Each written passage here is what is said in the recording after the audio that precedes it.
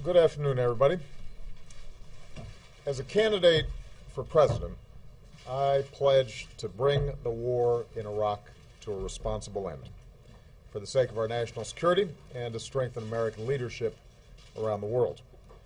After taking office, I announced a new strategy that would end our combat mission in Iraq and remove all of our troops by the end of 2011. As Commander-in-Chief, ensuring the success of this strategy has been one of my highest national security priorities. Last year, I announced the end to our combat mission in Iraq, and to date, we've removed more than 100,000 troops. Iraqis have taken full responsibility for their country's security. A few hours ago, I spoke with Iraqi Prime Minister Maliki. I reaffirmed that the United States keeps its commitments. He spoke of the determination of the Iraqi people to forge their own future. We are in full agreement about how to move forward. So, today, I can report that, as promised, the rest of our troops in Iraq will come home by the end of the year.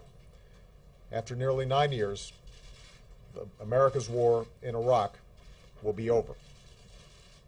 Over the next 2 months, our troops in Iraq, tens of thousands of them, will pack up their gear and board convoys for the journey home. The last American soldier will cross the border out of Iraq with their heads held high, proud of their success, and knowing that the American people stand united in our support for our troops. That is how America's military efforts in Iraq will end. But even as we mark this important milestone, we're also moving into a new phase in the relationship between the United States and Iraq. As of January 1st, and in keeping with our strategic framework agreement with Iraq, it will be a normal relationship between sovereign nations, an equal partnership based on mutual interests and mutual respect. In today's conversation, Prime Minister Maliki and I agreed that a meeting of the Higher Coordinating Committee of the Strategic Framework Agreement will convene in the coming weeks. And I invited the Prime Minister to come to the White House in December as we plan for all the important work that we have to do together. This will be a strong and enduring partnership.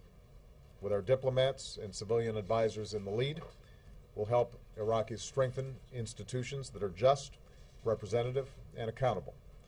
We'll build new ties of trade and of commerce, culture, and education that unleash the potential of the Iraqi people. We'll partner with an Iraq that contributes to regional security and peace, just as we insist that other nations respect Iraq's sovereignty.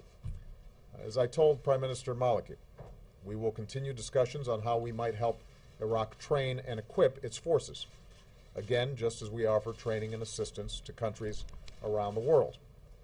After all, there will be some difficult days ahead for Iraq, and the United States will continue to have an interest in an Iraq that is stable, secure, and self-reliant.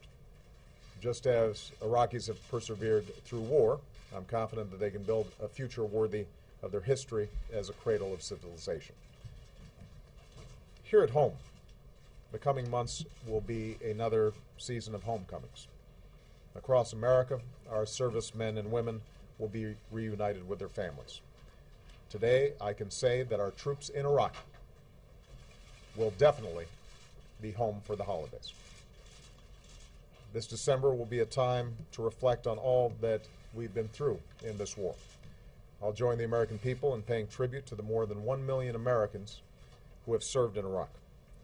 We'll honor our many wounded warriors and the nearly 4,500 American patriots and their Iraqi and coalition partners who gave their lives to this effort. And finally, I would note that the end of war in Iraq reflects a larger transition. The tide of war is receding. The drawdown in Iraq allowed us to refocus our fight against al-Qaeda and achieve major victories against its leadership, including Osama bin Laden. Now, even as we remove our last troops from Iraq, we're beginning to bring our troops home from Afghanistan, where we've begun a transition to Afghan security in leadership. When I took office, roughly 180,000 troops were deployed in both these wars, and by the end of this year, that number will be cut in half. And make no mistake, It will continue to go down. Meanwhile, yesterday marked the definitive end of the Gaddafi regime in Libya. And there, too, our military played a critical role in shaping a situation on the ground in which the Libyan people can build their own future. Today, NATO is working to bring this successful mission to a close. So to sum up, the United States is moving forward from a position of strength. The long war in Iraq will come to an end by the end of this year. The transition in Afghanistan is moving forward, and our troops are finally coming home. As they do, fewer deployments and more time training will help keep our military the very best in the world. And as we welcome home our newest veterans, we'll never stop working to give them and their families the care, the benefits, and the opportunities that they have earned. This includes enlisting our veterans in the greatest challenge that we now face as a nation, creating opportunity and jobs in this country. Because after a decade of war, the nation that we need to build and the nation that we will build is our own, an America that sees its economic strength restored just as we've restored our leadership around the globe. Thank you very much.